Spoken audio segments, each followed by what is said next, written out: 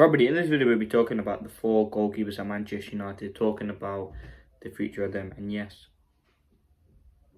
Manchester United do have four goalkeepers. We'll be talking about the future, who's going to be the number one, update on Onana and Bayindir leaving as well as some other interesting stories as well. Now, the one player guaranteed that's going to be staying at Manchester United this season is obviously Heaton. I don't expect him to get many minutes. I think he will be on the bench, or kind of just being in and around helping out. He's a good player and a good character to have in the dressing room, and someone who's internally being valued. Now, we have three goalkeepers.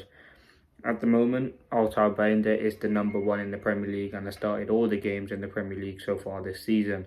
But Onana kind of got the Grimsby game, which again didn't cover itself in glory.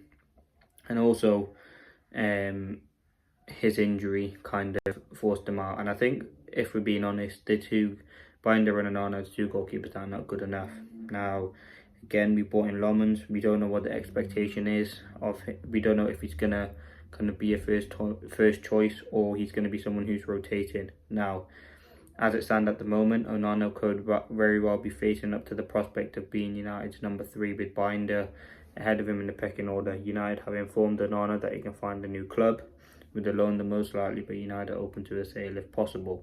A number of clubs in Turkey, including Galatasaray, have shown interest, but interest is growing in Saudi. So again, Onana could very well leave Manchester United. Again, he is the number 3, as I've just said there, with the expectation that he could be. I think ideally you'd want Lammens to be your number 1 future goalkeeper going forward. Again, do I think it's going to happen? I think certainly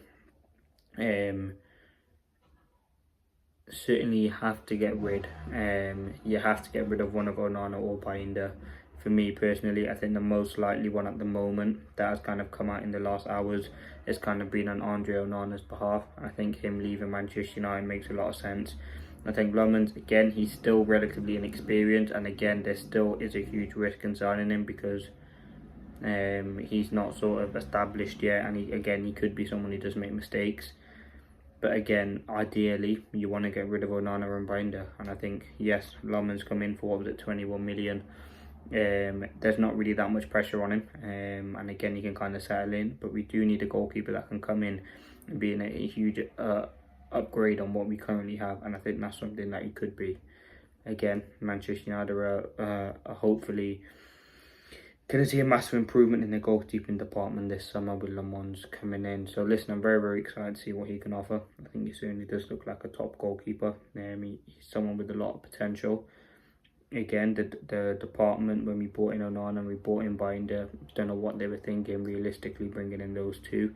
They both had chances. They both nowhere near good enough. And I think certainly going into the Man City game, which is kind of the big talking point, will Lammens start? I don't think he will. I think number 1 is too big of a game, and I think Bayindir is still the number 1. And again, there's going to be limited opportunities for Lammens because you don't really change your goalkeeper in terms of, like, unless it's an injury or whatnot. During the Premier League season, you normally have that consistent number 1, and right now it looks like Bayindir is that person. Now again, for me personally, I think why not throw Lammens straight in against Man City? I think he realistically can't be any worse than what we already have in Bayindir and Onana. And again, he certainly is someone who, again, we've heavily invested in. Yes, he's a young player, but he's had time to settle in now. He's had probably a couple of weeks. He would have had maybe 1 or 2 weeks of training. So it's not like he hasn't trained. He'll be getting to know Ruben Amorim during this international break and getting to know the team. I think why not throw him straight in? Again, do I think that will happen? No. But I think it's definitely a goalkeeper push that we'd be needing. And again, if this allows Manchester United in the next week or so to get rid of Onana or a Bayindir on Saudi and Turkey, it'd be a very, very good move for Manchester United on their behalf. But in terms of what's going on, I think for now, Heaton will just be someone who, again, maybe just someone who fills the squad, but he's someone who, again, internally is very, very high valued. And again, he should have got a chance for me already against Arsenal. If not against Arsenal, against Fulham, or even against Grimsby. We know what Onana's flaws are and what you can get from Onana, but the fact that he hasn't is a big disappointment.